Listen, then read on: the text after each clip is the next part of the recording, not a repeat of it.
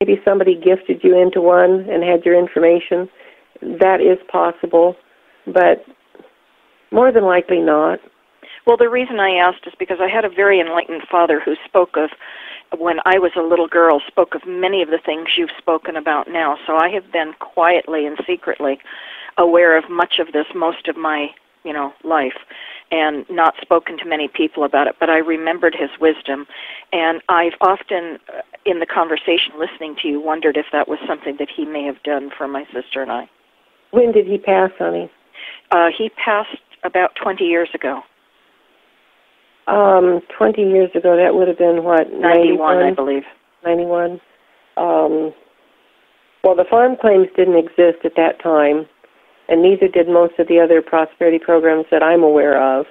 So I very much doubt that he had any opportunity. Now, he may have done something unbeknownst to you to set aside money for you. I don't know. I don't know what to say to you on that. Okay, I just wondered if it was possible that, parents had signed children up and never, mentioned anything about it.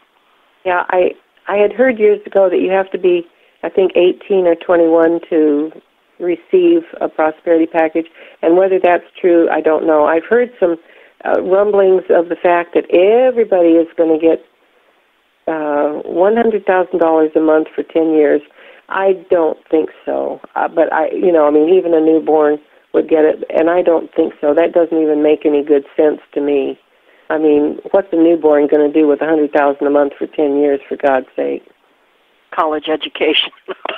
No, I think the college education, the college system is going to go down as well as our public school situation. We're going to be educating our children on a local level, I believe. And as far as higher education, I'm not sure how that's going to come down.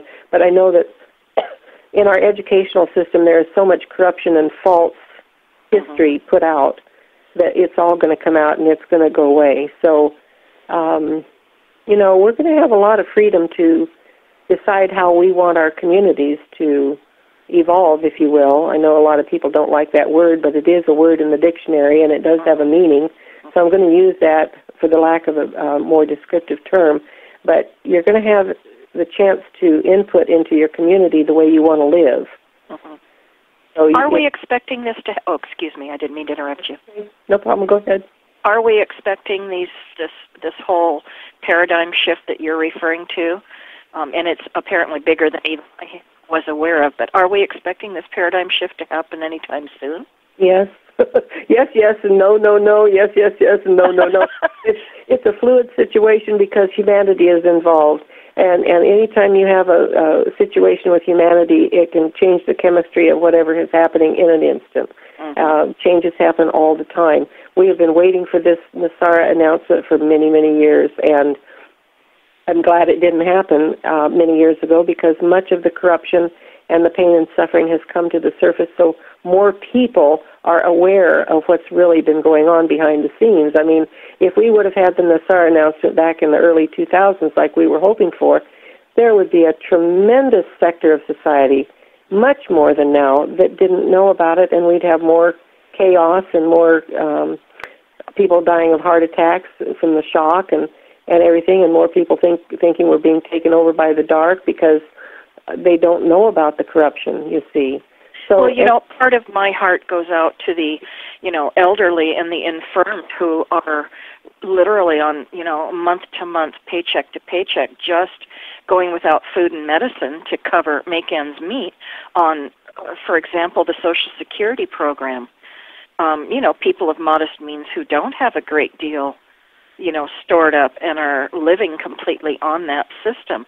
I mean, if there weren't some sort of money that was coming through for people in the country, those people would starve within a week.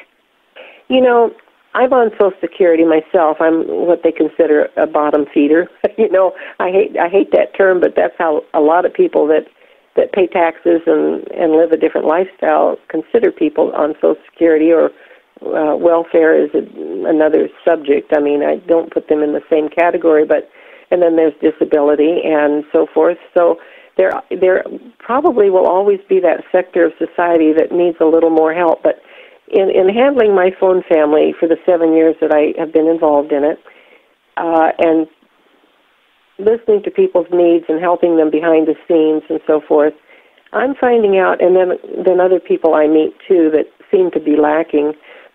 I find a lack of common sense. I get a certain amount of money per month, and I'm able to pay my rent, my utilities, and take care of my food situation. I take care of all my bills. I'm not in the credit system. I haven't had credit in years, and I am able to make it month to month. Now, I don't do a lot of things I'd like to do. I don't buy clothes. I don't buy anything. I am extremely frugal at this point in time. I have been very materialistic in earlier years. It was all stripped from me through things that happened. Some of it were bad choices I made. Some of it I was taken advantage of by people that took advantage of me. And so I find that people that are hurting and not handling the money that they do get have some lessons to learn, and they darn well better not make that extra trip down the hill or go to the casino this weekend, or Sure. They shouldn't maybe go to the legitimate theater in their city, because that's another $10, $15, $20 they could buy food or medicines with, or pay for dog food or whatever. Maybe they shouldn't get that puppy that somebody wants to give them, because it's going to have vet bills and food bills and all kinds of stuff. A lot of people, I find, spend a tremendous amount of time and energy and money taking little motor trips that they can't afford. You know, they're going to have to learn how to curtail their expenses. Some people have a certain amount every month. They know how much they're going to get. They darn well better live within that framework. I mean, it can be done. I live on less than, a little bit more, $10,400 I get a year, okay? That's not very much. No, and, I think you would be amazed at how many people are, wonderful, wonderful people speaking of the same circumstances that you're in, Sure. So there's nothing wrong with modest means, nothing at all. That's right. And God takes really good care of me, and I don't have to beg for money. I've never asked anybody on my conference calls for any money for myself or anything. Very seldom do I ever put out a request for help, financially help for anybody in my phone family. When I have extra money, I give it to them through my own situation. I had one person in our phone family send me about $150 a month in 3 postal money orders for about 2 or 3 years, and I meted that out to different people that were really struggling. And unfortunately, some of those people I sent it to, I found out, they're having parties, and they're going here and they're going there and spending money on gas, and they keep their house real warm and in the wintertime and real cool in the summertime, when they could be a little more frugal that way. And so I've been brought up short as far as helping people. Maybe they need to learn some lessons, and I need to give that money to somebody else that's really hurting. So, I've had my experiences at trying to discern who to help and who not to help. And it's been kind of an eye-opener for me how undiscriminating people can be when it comes to money. Most people don't know how to handle money. It's true, and that's why we're supposed to ask for wisdom. Exactly. Well, thank you, dear. I appreciate, again, your wisdom. I did want to ask you about that because I haven't, heard a lot about these prosperity packages. I really didn't know about them. And I thought, well, if they were available, how come more of us didn't hear about them? It's all by word of mouth. You're not going to hear about any of this stuff on the open media, except if somebody is arrested for scamming and they go to jail. There was a fellow in I think it was South Carolina, about 3 or 4 or 5 years ago that I can't remember the name of the program, but he finally, I knew he was a scammer. I have that sixth sense about me that I know these things, and it almost always turns out to be true. And so I didn't get involved in it myself, but a lot of people lost a lot of money on it, and I saw the character of a lot of people that were getting involved in it, how greedy they were, and how they would betray people that were part of another group, and they'd steal them and that kind of thing. I've just seen so much about human nature. It just makes me shudder to see how people operate sometimes, and I just, I guess it needed to be brought out. I guess people had to experience this stuff and see their own character I think that other people needed to see this kind of thing to know how bad our society is right now. And it's not only in our country, it's all over the world. I noticed that one of the chat room groups has been talking about the bank prosperity packages after this revalues. Are they the same type thing that you are referring to? No. Yeah. Now, when you say bank prosperity packages, are you talking about bank packages that people are setting up to exchange the Iraqi dinar? Or yes, I believe that's what they're referring to. Pardon me? I do believe that is what they're referring to. What they're doing, as far as I know, is that somebody that's got a chat room or a conference call, they're going into banks like Wells Fargo or Chase or whatever, and they're saying, okay, now I've got a group of people that probably have about $50 million or more, exchange amounts when they bring their dinar in. What kind of a bank package can you put together for my people? And, of course, we'll give them a code name or whatever, I mean, this is what I'm assuming is happening. And so they'll get the bank to commit that they're going to give no charge for exchanging, and that they'll give the CBI rate. And some people are even saying they're going to give more than the CBI rate. I don't see how that will happen, but it might. At this point in my life, I can't say that anything won't happen. I mean, there's been too much water under the bridge to say that things aren't going to happen. I mean, things go anyway. I mean, just imagine it and it can happen. Mm-hmm. So I think that's what you're referring to, is these bank packages that people with conference calls are trying to put together for their members. Okay, I wondered if they had any correlation or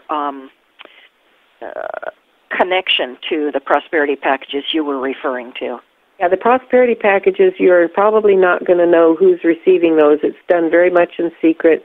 There will be a gag order the minute you sign for the letter that comes at your front door, giving you instructions on where to go to open your account. You will be under a tremendous gag order, non-disclosure order, if you will, until after all things are taken care of. Here a few months ago, I was, when we were still thinking it was going to be like a 4-hour announcement and then a 2-week shutdown while they give us all the corruption that's been going on and then give us the education on how to work our new system. I was told that the non-disclosure was until that time is finished. So it was relatively short. Now we hear that it's possible that the announcement isn't going to happen exactly like that they're going to let little bits of information out for 3 months, and then, there will be a smaller announcement bringing people together at the end, and so that non-disclosure would be in force probably for that 3-month period or a little bit longer. So it's not going to be a real long non-disclosure, but they're trying to save people from themselves, because some people are going to be so enamored about getting all this money, and they're going to say, hey, Joe, I got some stuff in my pocket, and let's go out and tie one on or whatever, or I'll buy you a car or whatever. You can't do that, especially under a non-disclosure. You're going to have to be very low-key and just keep to yourself, or you're going to lose your money. They're going to take it away from you. So I really admonish anybody that knows that they're in the prosperity program, you're going to be taken to task. If you have set up some kind of a code thing, hey, fella, I got my pizza today. How about you? Have you gotten yours yet? They're going to nail you on that, because they know. I mean, most of us have been monitored, and they know what we've set up. And so don't use code language. Don't be foolish and take any chances with anything that's coming your way. Just take your blessings and do a lot of thinking and planning before you make any moves, before you make any investments. Most of us will go out and buy a house to get out of an apartment or whatever and buy a car so that we can function. But other than that, wait on your investments, and you'll have money in hand, but just wait on spending it